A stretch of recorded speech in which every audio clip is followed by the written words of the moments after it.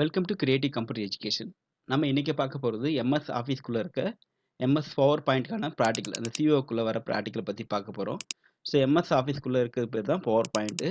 அதே ஓப்பன் ஆஃபீஸ்க்குள்ளே இருக்கிறது பேர் இம்ப்ரெஸ். அப்போ பவர் பாயிண்ட்னால இம்ப்ரெஸும் ரெண்டும் ஒரே மாதிரி ஒர்க்கை தான் பண்ணுது. It is use the presentation create பண்ணுது. ப்ரெசன்டேஷன் எப்படி கிரியேட் பண்ணால் ஒன்று பவர் பாயிண்டில் கிரியேட் பண்ணலாம், அப்படி ஓப்பன் ஆஃபீஸ்னா இம்ப்ரெஸில் பண்ணலாம். ரெண்டுமே ஒன்று தான். ஓகேவா? ஸோ இப்போ எப்படி நம்ம பவர் பாயிண்ட் எப்படி ஆன் பண்ணுறதுன்னா ஸ்டார்ட் ப்ளஸ் ஆர்னு போட்டு இங்கே பவர் பிஎன்டின்னு கொடுத்துட்டு ஓகே பண்ணால் உங்கள் பவர் பாயிண்ட் ஆன் ஆகிடும். ஸோ இங்கே போய்ட்டு நீங்கள் பவர் பாயிண்ட் ப்ரெசன்டேஷன் கிரியேட் பண்ணலாம். ஸோ இதுவே நம்ம ஓப்பன் ஆஃபீஸில் பண்ணுறதா இருந்தால் எப்படி பண்ணுறது அப்படின்னா ஜஸ்ட் ஸ்டார்ட் ப்ளஸ் ஆர் போட்டு எஸ் ஆஃபீஸ் போடுங்க. எஸ் ஆஃபீஸ் அப்படின்னு கொடுத்தீங்கன்னா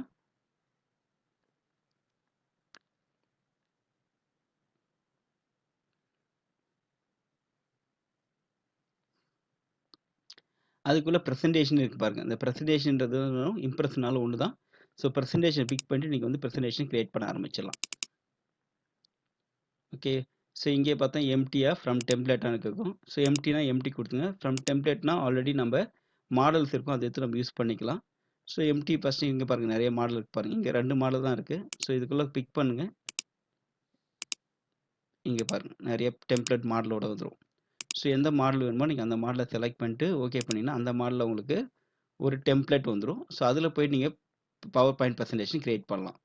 ஜஸ்ட் நான் பிக் பண்ணிவிட்டு ஸோ அதுலேயே நிறைய மாடல்ஸ் இருக்குது. இது மாதிரி புல்லட்ஸ்லாம் வேணும், எந்த மாடல் வேணுமோ பார்டர்லாம் வேணுமோ பார்டர் அப்ளை பண்ணிக்கலாம். ஜஸ்ட் நெக்ஸ்ட்டு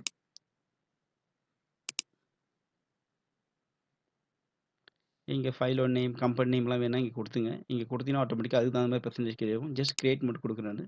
ஸோ ஆட்டோமேட்டிக்காக ஒரு பவர் பாயிண்ட் ப்ரெசன்டேஷன் எனக்கு கிரியேட் ஆகிடும். அதில் வந்து நான் கண்டினியூ பண்ணிக்கலாம். ஸோ இதுதான் என்னோட இருக்க மெத்தடு. ஸோ கிரியேட் ஆகிடும். ஸோ இங்கே போய்ட்டு நம்ம இதான் டெம்ப்ளேட் சொல்லுவோம். இதில் போய்ட்டு நம்ம ஒர்க் பண்ணி நமக்கு ஏதாவது பேர் வேணால் பிக் பண்ணி அந்த நேமை டைப் பண்ணிக்கலாம். அதுக்கப்புறம் ஹெட்டிங்ஸ் வேணால் கொடுத்துக்கலாம். ஸோ இந்த ப்ரெசன்டேஷன் நம்ம கிரியேட் பண்ணுறதுக்காக யூஸ் பண்ணுற ஒரு டெம்ப்ளேட்.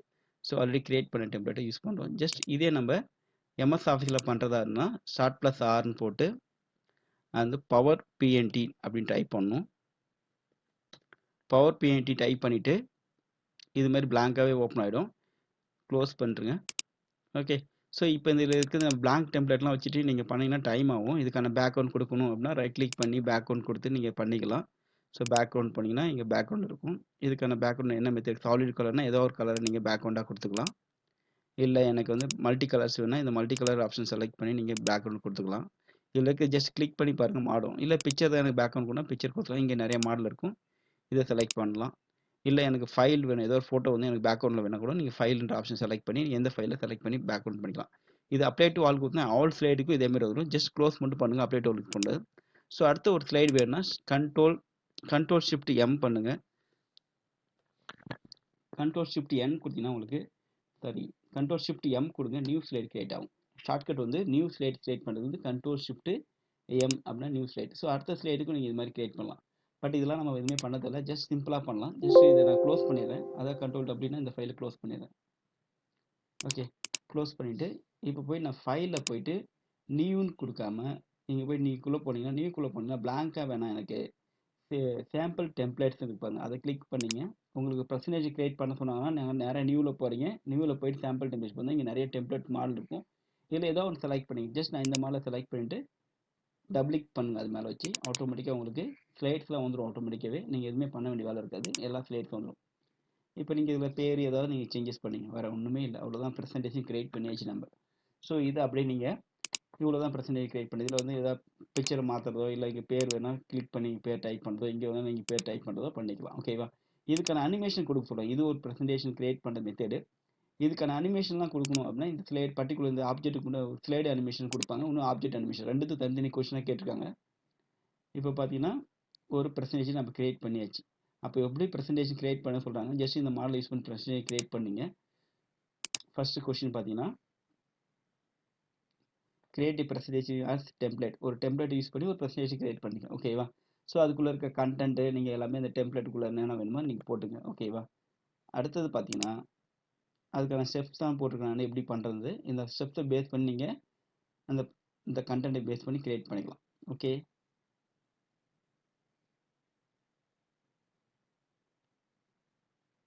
ஓகே. ஸோ இவ்வளோ முடிஞ்சிச்சு. இந்த ஸ்டெப்ஸை கிரியேட் பண்ணது தான், வேறு ஒன்றும் இல்லை. இந்த ஸ்டெப்ஸை எழுதிங்க. ஸோ ஒரு ப்ரெசன்டேஜ் கிரியேட் பண்ணால் நீங்கள் பண்ணிக்கலாம். அடுத்து இன்செர்ட்டில் போயிட்டு உங்களுக்கு புதுசாக இங்கே ஷேப்ஸ் வேணும், இல்லை வந்து ஒரு பிக்சர் வேணும்னா கிளிப் ஆர்ட் வேணா கூட இன்செர்ட் பண்ணலாம். இப்போ கிளிப் ஆர்ட் பிக் பண்ணிங்கன்னா கிளிப் ஆர்ட் போயிட்டு உங்களுக்கு என்ன பிக்சர் வேணும் கொடுங்க, ஆட்டோமேட்டிக்காக இங்கே பிக்சர் வரும். ஜஸ்ட் கிளிக் பண்ணுங்கள், அது இங்கே வந்துடும். ஸோ இது மாதிரி கிரியேட் பண்ணுறதா ஒரு டெம்ப்ளேட் கிரியேட் பண்ணி முடிச்சாச்சு. ஸோ அடுத்த கொஸ்டின்ஸ் பார்த்தீங்கன்னா ஒரு எப்படி ஒரு ப்ரெசன்டேஷன் கிரியேட் பண்ணுறதா ஃபர்ஸ்ட் கொஸ்டின். செகண்ட் கொஸ்டின் பார்த்தீங்கன்னா உங்களுக்கு என்னென்னா அதுக்கு எப்படி வந்து ஸ்லைட் டிரான்சாக்ஷன் எப்படி கொடுக்குறது, ஒவ்வொரு ஸ்லைடு ஆட்டோமேட்டிக்காக எப்படி வர வைக்கிறது. ஜஸ்ட் நீங்கள் F5 பண்ணிங்கன்னா அந்த ஸ்லைட் டிரான்சாக்ஷன் நடக்கும். இப்போ நார்மலாக இதை ப்ளே பண்ணி பார்க்கணும்னா நம்ம என்ன பண்ணணும், F5 ப்ரெஸ் பண்ணால் போதும், இப்படி இருக்கும். ஓகே, இது ஆட்டோமேட்டிக்காலாம் போகாது. அடுத்து நீங்கள் ஃபேஸ் பாரோ இல்லை என்ட்ரி கீயை ப்ரெஸ் பண்ணால் ஒன்று ஒன்றா வந்துகிட்டே இருக்கும் ஆட்டோமேட்டிக்காக. ஸோ இது எனக்கு ஆட்டோமேட்டிக்காக வரணும் அப்படின்னா நீங்கள் என்ன பண்ணணும், இங்கே அனிமேஷன் இருக்கும், அதில் போயிட்டு நீங்கள் சரி டிரான்ஸ்மிஷன் இருக்குல்ல, இதில் போய் பிக் பண்ணிவிட்டு ஸோ ஒவ்வொரு ஸ்லைடுக்கும் எனக்கு வரும்போது சவுண்டு வரணும், அந்த ஒவ்வொரு ஸ்லைடுக்கும் சவுண்டு, அதுக்கப்புறம் எவ்வளோ செகண்ட்ஸ் டியூரேஷனில் அந்த ஸ்லைட் வரணும் அப்படின்ட்டு அந்த சவுண்டு. இது வந்து எதுக்குன்னா ஒவ்வொரு டைம் மவுஸ் கிளிக் பண்ணால் தான் வரணுன்றதுக்கு ஆப்ஷன் இது. எடுத்துடுங்க. எடுத்துகிட்டு ஆஃப்டர் எனக்கு ஆட்டோமேட்டிக்காக வந்து பர்டிகுலர் 2 செகண்ட் 3 செகண்ட் அப்படின்னு வச்சுங்க. அதுக்கப்புறம் இது அந்த ஒவ்வொரு ஸ்லைடும் அனிமேஷன் ஆகுதுல்ல, இப்படி அனிமேஷன் ஆகும். இது எவ்வளோ செகண்ட் அனிமேஷன் ஆகும், சப்போஸ் எனக்கு 1 நிமிஷம் வரைக்கும் அனிமேஷன் ஆகும், அந்த நிமிஷம். இந்த ஆப்ஜெக்ட்டுக்கான அனிமேஷன் செகண்ட் டைம். ஓகேவா, இப்போ நான் அனிமேஷன் செகண்ட் டைம் வந்து சப்போஸ் இன்க்ரீஸ் பண்ணுறேன், இது பாருங்க. ஓகே, ஸோ இது வந்து சவுண்டு. அதுக்கப்புறம் இது வந்து அதுக்கான டூரேஷன்ஸ் அப்படின்னா எந்த மாடல், இப்போ ஏதோ ஒரு மாடல் செலக்ட் பண்ணிக்கலாம். ஸோ அது எத்தனை செகண்டில் நமக்கு அது அனிமேஷன் ஆகுன்றதுக்காக செகண்டு. இது எதுக்குன்னா ஒவ்வொரு ஸ்லைடும் 3 மினிட்ஸ் இருக்கணும், 3 மினிட்ஸ் செகண்ட்ஸ் கொடுத்துருக்கேன். ஜஸ்ட் நான் இப்போ F5 பண்ணால் போதும், இது வந்து அப்ளை டு ஆல் கொடுத்தா போதும். இதே மாதிரி எல்லா ஸ்லைடுக்கும் அப்ளை ஆகிடும். ஒவ்வொரு ஸ்லைடு தனித்தனியாக வேணால் ஒன்று பிக் பண்ணிட்டு இதுக்கான எஃபெக்ட் நீங்கள் செலக்ட் பண்ணணும். அதுக்கப்புறம் இதுக்கான சவுண்டை செலக்ட் பண்ணணும். அதுக்கப்புறம் இது வந்து ஆட்டோமேட்டிக்காக வரணும், எனக்கு ஆட்டோமேட்டிக்காக வரணும். எவ்வளோ டைம் செகண்ட் வரணும் அந்த செகண்ட் செட் பண்ணிவிட்டு ஸோ இதுக்கான டியூரேஷன் வச்சு நீங்கள் பண்ணிக்கலாம். இந்த வந்து அப்ளை டு ஆல் யூஸ் பண்ணுறது. அப்ளை டு ஆல்னா ஒன்று செட் பண்ணிவிட்டு எல்லாத்துக்கும் இதே மாதிரி தான் வேணும்னா அப்ளை டு ஆல் யூஸ் பண்ணணும். ஓகேவா, ஜஸ்ட் நீங்கள் அப்ளை டு ஆலே யூஸ் பண்ணிக்கலாம். ஒன்றுக்கு மட்டும் செட் பண்ணிவிட்டு அப்ளை டு ஆல் போட்டு நீங்கள் F5 பண்ணி பார்த்தா உங்களுக்கு பர்சன்டேஜ் கிரியேட் ஆகிடும். இப்போ பார்த்தீங்கன்னா ஆட்டோமேட்டிக்காக அந்த 3 செகண்ட் கொடுத்தோம்ல, ஸோ அந்த 3 செகண்டுக்கு அப்புறம் ஆட்டோமேட்டிக்காக ஒன்று ஒன்றா மாறிட்டே இருக்கும்.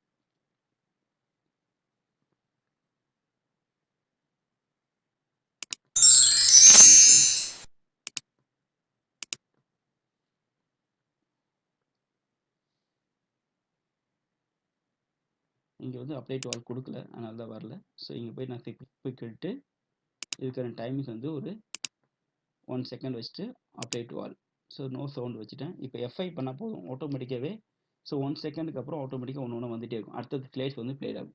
இதுதான் இந்த கொஸ்டின். இதுக்கு 30 மார்க் உங்களுக்கு. ஓகேவா, ஸோ இதுக்கான ஸ்டெப்ஸ்லாம் போட்டிருக்கேன். இதை வச்சு நீங்கள் எதனாலே போதும், ஈஸியாக உங்களுக்கான மார்க் வந்து 30 மார்க் கிடைச்சிடும். ஸோ அதுக்கான ஸ்டெப்ஸ் பார்த்துங்க. ஆட்டோமேட்டிக் அண்ட் மேனுவல்னா நாங்கள் அந்த டைம் செட் பண்ணி நம்ம கிளிக் பண்ணால் வரது மேனுவல். ஆட்டோமேட்டிக்னா அந்த டைம் செட் பண்ணால் ஆட்டோமேட்டிக்காக ஒவ்வொரு ஸ்லைடுலேருந்து இன்னொரு ஸ்லைடுக்கு ட்ரான்ஸ்ஃபர்மேஷன் ஆகிடும். ஸோ இதுதான் ஸ்லைட் ட்ரான்ஸ்ஃபர்மேஷன் ஆப்ஷன். சேம் அந்த இது கிரியேட் பண்ணிவிட்டு நீங்கள் ஒரு ஃபைல் ஒரு எக்ஸைட்டிங் சிம்பிள் டெம்ப்ளேட் போய் ஓப்பன் பண்ணிவிட்டு நீங்கள் அடுத்ததுக்கு நீங்கள் எஃபெக்ட் கொடுத்துட்டா போதும். ஓகேவா, ஸ்லைட் ட்ரான்ஸ்ஃபர்மேஷன் போயிட்டு நீங்கள் இது மாதிரி எஃபெக்ட் செலக்ட் பண்ணிக்கலாம். இங்கே நிறைய எஃபெக்ட்ஸ் இருக்கும். நீங்கள் எந்த எஃபெக்ட் வேணுமோ இங்கே இப்போ பிக் பண்ணிங்கன்னா வரும். இதில் எந்த மாடல் வேணுமோ நீங்கள் செலக்ட் பண்ணிக்கலாம். ஓகே, ஒரு ஸ்லைடு இன்னொரு ஸ்லைடு மூவ் ஆகிற ஆப்ஷன்ஸ் நீங்கள் எந்த ஆப்ஷனும் செலக்ட் பண்ணிங்க. ஓகே, ஸோ இதுதான் அந்த ஆட்டோமேட்டிக். இது எடுத்துட்டா மேனுவல். இது கிளிக் பண்ணால் வர்ற மேனுவல். ஓகேவா, ஸோ இது வந்து சவுண்டு, ஒவ்வொன்றுக்கும் சவுண்டு. அப்ளை டு ஆல்னா எல்லாத்துக்கும் இதே கண்டிஷன்ஸ் அப்ளை ஆகிடும், யூஸ் பண்ணிக்கலாம். ஸோ இதுக்கு 30 மார்க் இந்த அவுட்புட் காமிக்கிறது. ஸோ அப்போ நீங்கள் சரி ஓகே அந்த சவுண்ட் எஃபெக்ட்ஸ்லாம் ஆட் பண்ணிக்கலாம். இதெல்லாமே நான் சொல்லியிருக்கேன் அப்படின்ட்டு. ஓகேவா, F5 பண்ணால் சொல்லிடணும். அடுத்த எக்ஸசைஸ் பார்த்தீங்கன்னா ஒவ்வொரு ஆப்ஜெக்ட்டுக்கும் எப்படி நம்ம different of effect movement object, ஒவ்வொரு ஆப்ஜெக்ட் மூவ் பண்ணுற மாதிரி எஃபெக்ட் கொடுக்கணும் அப்படின்னு சொல்கிறாங்க. அது எப்படி பண்ணுறது அப்படின்னா ஜஸ்ட் நீங்கள் ஒரு ப்ரெசன்டேஷன் கிரியேட் பண்ணணும். அதுக்கப்புறம் அதுக்குள்ளே இன்சர்ட் ஆப்ஜெக்ட் ஒரு வேர்டு இல்லை வேர்டெலாம் இன்சர்ட் பண்ணணும். இன்சர்ட் யூஸ் பண்ணி நீங்கள் உங்களுக்கு வேர்ட்ஸ்லாம் வேணால் போய்ட்டு வேர்டு ஆட் பிக் பண்ணிவிட்டு ஸோ என்ன வேர்டோ இன்சர்ட் பண்ணிங்க.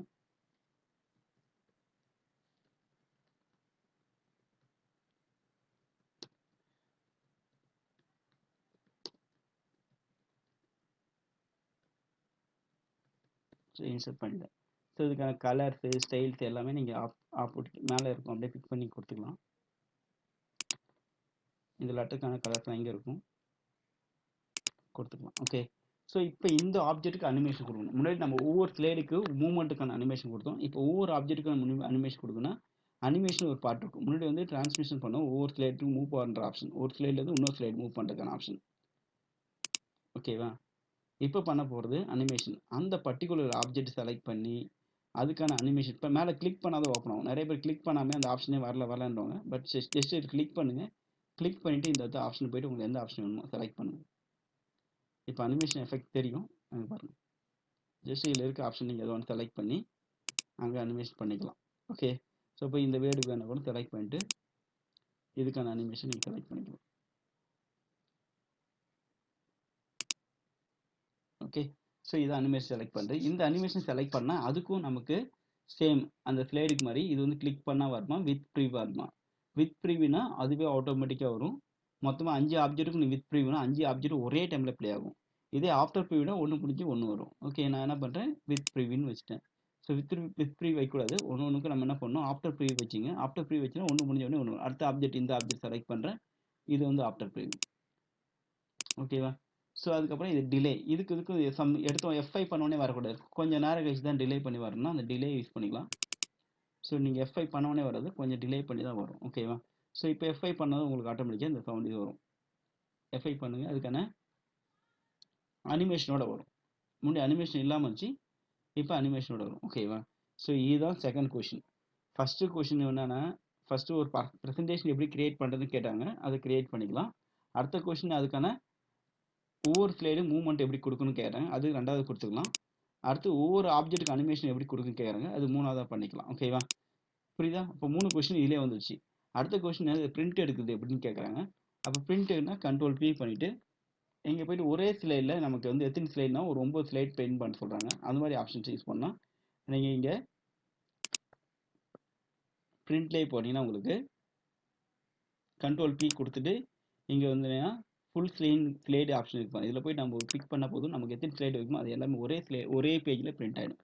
ஸோ இவ்வளோ தான் இந்த ஆப்ஷன்ஸ். அப்போ ஃபஸ்ட்டு நீங்கள் ஒரு ப்ரெசன்டேஷன் க்ரியேட் பண்ண தெரியணும். அதுக்கப்புறம் அது ஒரு ஸ்லைடு இன்னொரு ஸ்லைடு அனிமேஷன் எப்படி பண்ணுறது தெரியணும். அதுக்கப்புறம் உள்ளே இருக்க ஆப்ஜெக்ட் எப்படி அனிமேஷன் கொடுக்குறது தெரியணும். அதுக்கப்புறம் பிரிண்ட் அவுட் தெரியணும். இவ்வளோ தான் மொத்த ப்ராக்டிக்கலும். ஸோ ஒவ்வொரு ப்ராக்டிக்கலும் 30 மார்க். அப்போ எல்லாமே தெரிஞ்சால் தான் ஒன்றும் பண்ண முடியும். ஜஸ்ட் க்ளோஸ் பண்ணிடுறேன். இதுக்கான அவுட்புட் தான் இது. இப்போ பார்த்தீங்கன்னா கொஸ்டின் பேப்பர் போய் பார்த்தா தெரியும் நமக்கு. ஸோ அப்போ பார்த்தா ரெண்டாவது வந்து நம்ம கஸ்டம் அனிமேஷன் எப்படி அப்ளை பண்ணுறது, ஒவ்வொரு ஆப்ஜெக்டாக செலக்ட் பண்ணி நம்ம அதுக்கான எஃபெக்ட் எப்படி கொடுக்குறதுன்னு பார்த்தோம். ஸோ அடுத்த கொஸ்டின் பார்த்தீங்கன்னா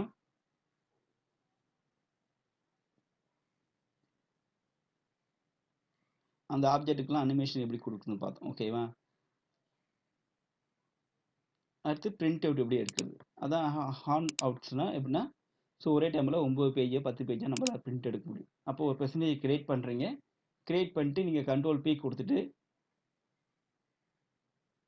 ரொம்ப சிம்பிள். இதில் வந்து நான் இங்கே எந்த கொஸ்டின் கேட்டால் நீங்கள் இங்கே போய் Ctrl கேட்டு ஃபுல் பேஜ் ஸ்லைடுன்னு ஒரு ஆப்ஷன் இருக்கும். அதில் போய்ட்டு பார்த்தா ஒரு பேஜுக்கு ஒன்று தான் பிரிண்ட் ஆகும். நீங்கள் இந்த ஆப்ஷன்ஸ் செலக்ட் பண்ணும்போது 2 ஸ்லைடா 3 ஸ்லைடா 6 ஸ்லைடா மேக்ஸிமம் 9 ஸ்லைட் வரைக்கும் பிரிண்ட் பண்ணலாம். இது கொஸ்டினாக கேட்டிருக்காங்க. ஸோ மேக்ஸிமம் ஒரு ஷீட்டில் எத்தனை ஸ்லைட் பிரிண்ட் பண்ணலான்ட்டு 9 ஸ்லைட்ஸ் வரைக்கும் பிரிண்ட் பண்ண முடியும். அதுவே நமக்கு